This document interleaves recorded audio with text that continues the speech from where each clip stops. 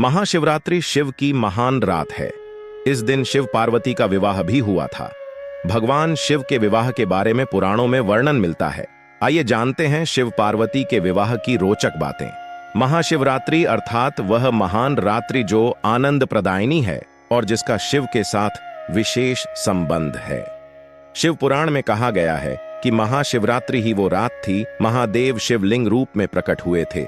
इन्हें ज्योतिर्लिंग नाम दिया गया। उस दिन शिवलिंग के प्रारंभ और अंत का कोई पता नहीं लगा पाया था। यहां तक कि ब्रह्मा और विष्णु भी शिवलिंग के छोर तक पहुंच पाने में असंभव थे। शिव का यही स्वरूप महाशिव कहलाया और वो रात महाशिवरात्रि। पौराणिक कथाओं के अनुसार इस दिन शिव पार्वती का विवाह भी हुआ था। भगवान शिव के विवाह के बारे में पुराणों में वर्णन मिलता है। पौराणिक कथाओं के अनुसार भगवान शिव ने सबसे पहले सती से विवाह किया था। भगवान शिव का यह विवाह बड़ी जटिल परिस्थितियों में हुआ था, क्योंकि सती ने शिव को अपना पति मान चुकी थी, लेकिन उनके पिता राजा दक्ष इस विवाह के खिलाफ थे।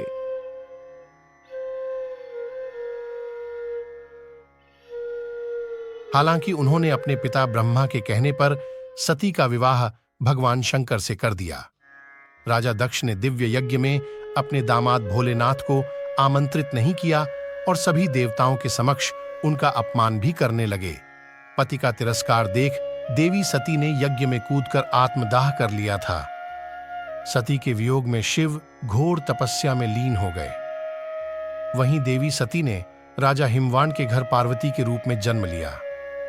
उस समय तारकासुर नाम के राक्षस का आतंक बढ़ चुका था।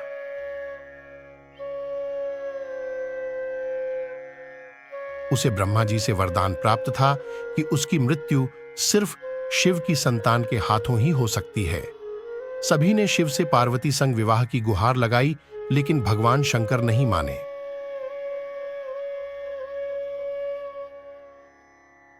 पार्वती जी महादेव को पाने के लिए भूखे प्यासे तप में जुट गई। पार्वती के प्रेम को परखने और उनकी तपस्या भंग करने के लिए शिव जी ने कई प्रयास किए, लेकिन देवी पार्वती टस से मस नहीं हुई। पार्वती का समर्पण देखकर और संसार की भलाई के लिए शंकर भगवान देवी पार्वती से विवाह के लिए राजी हो गए।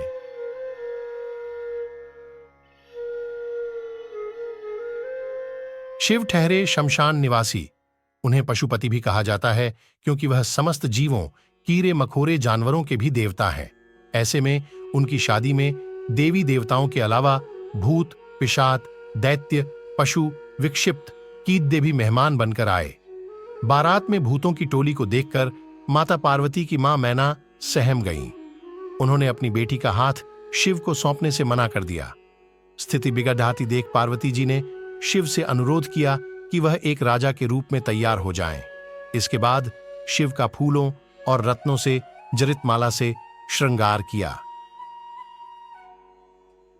विवाह के दौरान रिवाज है कि वर वधू की वंशावली की घोषणा की जाती है। वधू पक्ष यानी देवी पार्वती के वंश का खूब बखान किया गया, लेकिन जब शिव की बारी आई तो महादेव चुप हो गए, क्योंकि शिव का माता पिता तो नहीं थे। कहते हैं कि तब देव ऋषि नारद ने भगवान शिव के गुणों का गुणगान किया था। तो दोस्तों, आप सबको ये कहानी कैसी लगी? कमेंट करके जरूर बताइए। चैनल पर नए हैं तो सब्सक्राइब जरूर करें।